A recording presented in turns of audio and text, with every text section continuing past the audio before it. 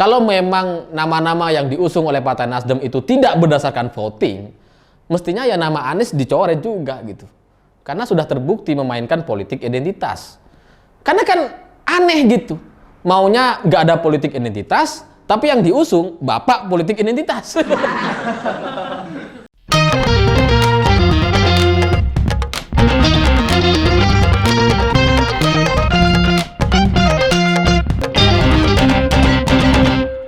Selamat malam para mantan, selamat malam untuk semua mantan-mantan kalian yang pamer gebetan. Gebetan kok dipamer-pamerin. Harusnya kan jadian dulu gitu, resmi dulu. Baru habis itu ya pamer-pamerin, nggak apa-apa gitu. Ini baru naksir, udah dipamer-pamerin. Cerita-cerita semacam itu bagi saya jadi mirip sekali dengan cerita Partai Nasdem. Karena kemarin Nasdem mengumumkan 3 nama capres yang kemungkinan nanti akan diusung oleh Partai Nasdem tahun 2024. Ada Anies Baswedan, Andika Perkasa, dan Ganjar Pranowo. Ini agak mengagetkan karena ada nama Ganjar gitu. Karena di video-video saya sebelumnya, di video Pakar Mantan, saya sudah pernah bilang gitu bahwa Partai Nasdem di bulan Juni ini akan mengumumkan Anies sebagai capresnya. Lalu kemudian diikuti oleh Andika Perkasa, dan yang ketiga adalah antara Ridwan Kamil atau Erick Thohir. Nah, kalau ngelihat kondisi seperti sekarang, Ridwan Kamil sedang berduka, anaknya meninggal dunia, maka Erick Thohir lebih berpotensi untuk diumumkan oleh Partai Nasdem mestinya gitu ya. Nah, ini ternyata malah Ganjar Pranowo. Kaget saya gitu. Karena ibaratnya Ganjar Pranowo ini masih kayak pacarnya orang gitu. Masih pacarnya PDI Perjuangan. Tapi ini udah ditaksir, diumumkan sama Nasdem. Ini kan namanya tukang tikung ini. Masih pacar orang kok udah ditaksir gitu. Harusnya kan suruh putus dulu lah, baru taksir. Dan Andika Perkasa ini juga kayaknya bagi saya nggak etis gitu. Karena Andika Perkasa ini kan sekarang masih menjadi Panglima TNI. Ya kita tahu sih tahun 2024 nanti beliau akan pensiun secara otomatis gitu. Karena memang sampai 2024 gitu. Dan Pilpres 2024 masih bisa Andika Perkasa untuk maju sebagai capres. Tapi kan tetap aja, masih belum gitu. Ibarat pasangan tuh masih belum cerai gitu. Masih akan. Harusnya tunggu dulu lah gitu. Nah, kalau soal Anies, ini ibaratnya nih kayak janda lah. Emang udah selesai gitu. Udah gak ada siapa-siapa gitu ya. Bentar lagi juga Gubernur DKI udah selesai gitu ya. Ya boleh digoda-godain sama Nasdem. Tapi kalau Ganjar ini kan masih gini. Masih pacarnya PDI Perjuangan. Ya meskipun ada pihak ketiga gitu ya, ada panas-panas hubungan, tetap aja gitu, masih resmi itu. Jangan digoda-godain mestinya. Tapi saya tertarik dengan menghilangnya atau dicoretnya nama Erick Thohir gitu, di luar rencana ini kayaknya gitu. Karena sebelumnya yang saya dengar itu Erick Thohir atau Ridwan Kamil gitu. Ya ini mungkin ada kaitannya dengan Formula E. Karena Erick Thohir nggak mau menjadi sponsor dari balapan Formula E. Maksud saya BUMN tidak disetujui atau tidak diperbolehkan oleh Erick Thohir untuk menjadi sponsornya Formula E gitu. Makanya Nasdem ini kayaknya emosi. Kok nggak dikasih sih? Ya udahlah kamu coret aja. Ganti Ganjar.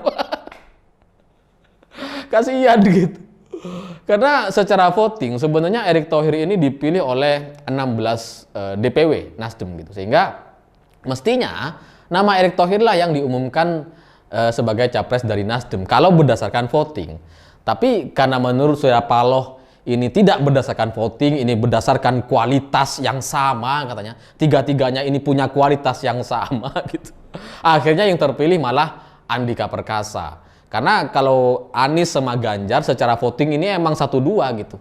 Anies 32 suara, kemudian Ganjar 29 suara. Nah, Andika Perkasa ini cuma 1 atau 2 suara gitu.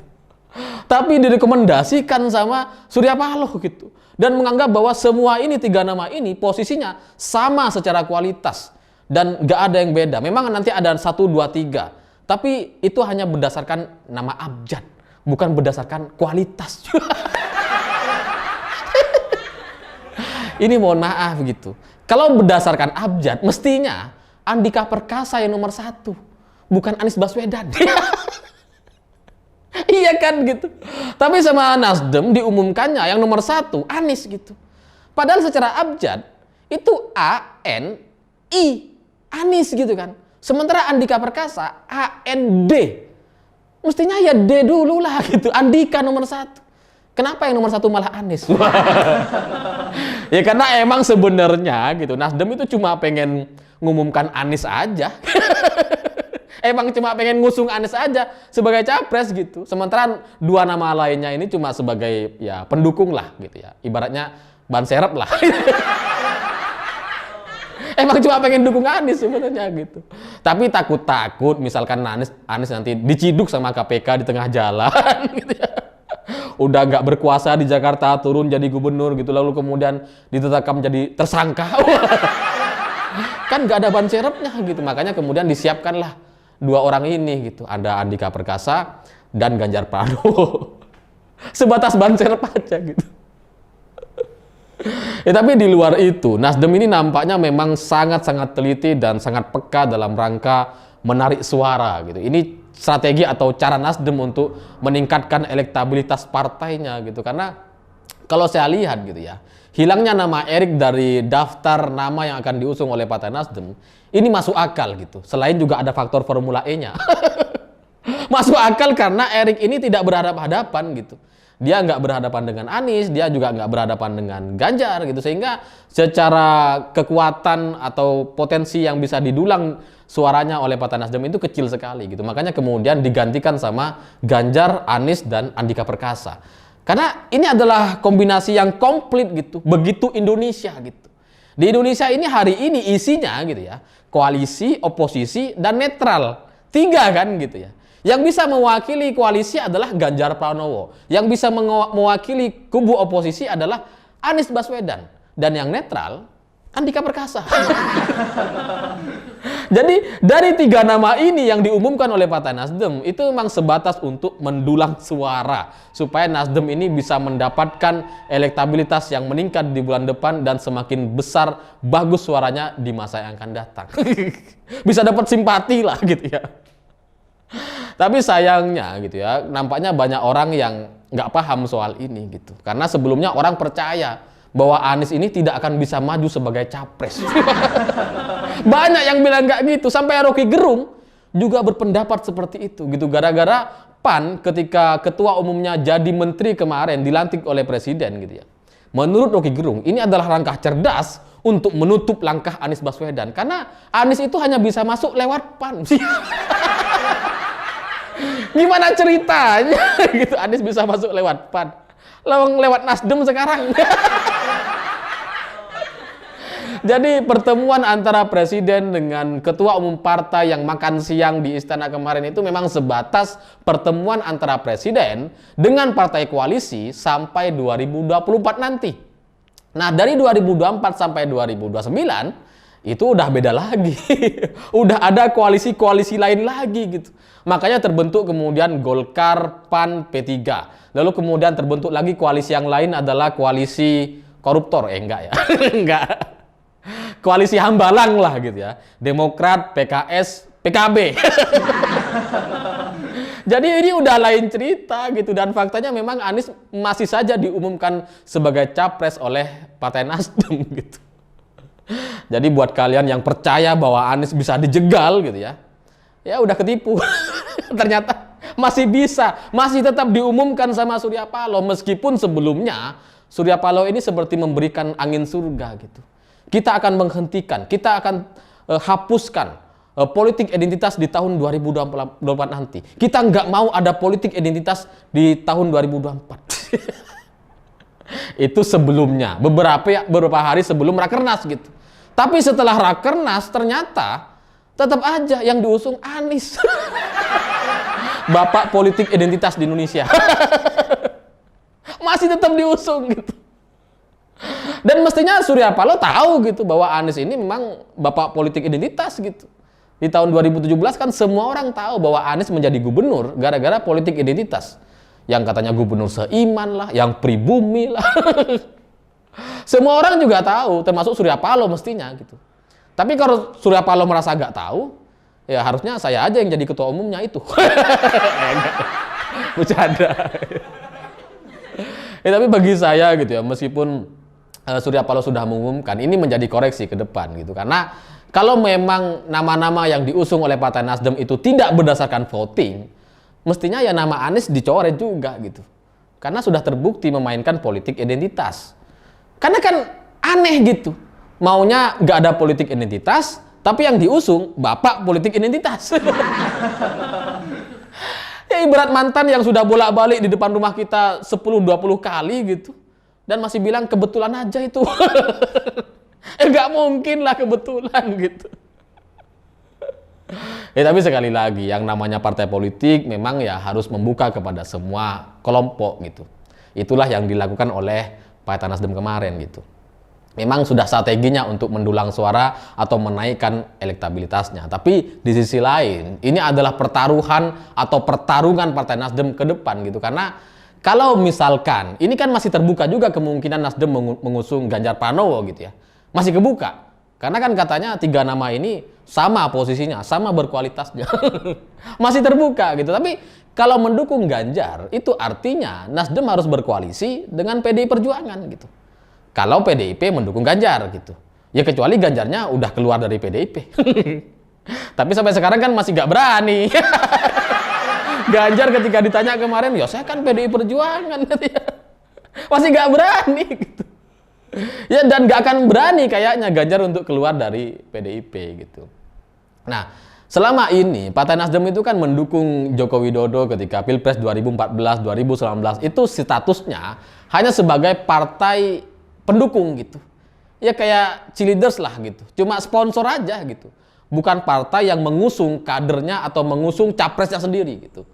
Nah, hari ini Nasdem kayaknya ingin naik tingkat menjadi partai yang menjadi kingmaker. Yang bisa mengusung capresnya sendiri. Makanya kemudian diumumkanlah Anies Baswedan ini gitu. Harapannya nanti bisa berhadapan-hadapan sama PDI Perjuangan. Ya terserah lah. PDIP mau dukung Ganjar, Puan, Andika Perkasa, Dudung Abdurrahman gitu. Terserah. Yang nanti intinya ini akan berhadapan-hadapan sama Nasdem gitu. Dan Nasdem menjadi ketua partai koalisi yang bisa mengusung capresnya sendiri. Ya meskipun bukan kader. Tapi kan udah janda gitu. Boleh digoda-goda gitu. Tapi di luar itu gitu ya. Ini kan yang menjadi pertanyaan, nanti Nasdem mau koalisi sama siapa? Yang paling potensial, yang paling mungkin diajak berkoalisi adalah satu-satunya partai politik yang itu masih gampang gitu ya dan paling mudah gitu ya. Ya Gerindra. Karena Gerindra punya Prabowo Subianto dan masih belum masuk ke dalam 2 koalisi yang sudah terlanjur terbentuk gitu. Maka Nasdem kalau berkoalisi dengan Prabowo itu nanti calonnya kira-kira ya Anies Prabowo atau Anies Sandiaga Uno. Bisa gitu kan. Jadi gampang kalau sama Gerindra. Kalau sama PDI Perjuangan kayaknya susah tuh. Kayaknya PDIP nggak akan dukung Anies. Udah sangat jelas itu kayaknya gitu. Ya meskipun di luar itu politik itu katanya cair. Segala kemungkinan bisa. Masih bisa. Ya nggak tahu gitu. Tapi menurut saya sampai hari ini kayaknya nggak mungkin lah PDIP dukung Anies gitu. Kan beda sudah gitu. Secara ideologi sudah beda gitu. Jadi mungkin nanti pasangannya Anies Sandi atau Anies Prabowo gitu. Sementara nanti lawannya gitu ya di Demokrat, PKS, kemudian apa namanya PKB gitu ya. Ini susah kalau untuk mendukung Anies gitu karena Demokrat gitu ya maunya semua partai ini setara. Gak boleh ada yang menjadi partai apa namanya ketua, ketua koalisi gak boleh. Kita ini tiga-tiganya harus setara. Jadi kalau ada partai yang mau masuk berkoalisi dengan kita, harus setara. Ya itu bahasa lainnya, kita tuh pengennya AHY. Demokrat kan pengen banget AHY yang maju, terserah lah. Sebagai capres, cawapres, atau apalah. Staf cawapres gak apa-apa deh kayaknya gitu. Nah dari 3 partai ini, dari PKB, Demokrat, PKS gitu ya, yang punya elektabilitas, ketua umumnya cuma AHY gitu. Yang masuk ke dalam radar survei yang paling tinggi ya cuma AHY. Makanya Demokrat maunya di 3 ini Ini setara, nggak boleh ada yang ketua. Ya padahal intinya tuh sebenarnya pengen masukin AHY aja, pengennya dia aja yang maju, bukan Anies gitu. Kalau sama Anies nggak apa-apa, asal AHY wakilnya. Ya Demokrat dari dulu nggak berubah lah. Makanya kemudian setelah Nasdem ini rakernas dan mengumumkan ada nama Andika Perkasa di sana, Demokrat langsung bersuara gitu melalui jubir gak resminya. Sama si kondom bergerigi, siapa tuh namanya tuh lupa saya ingatnya kondom gerigi.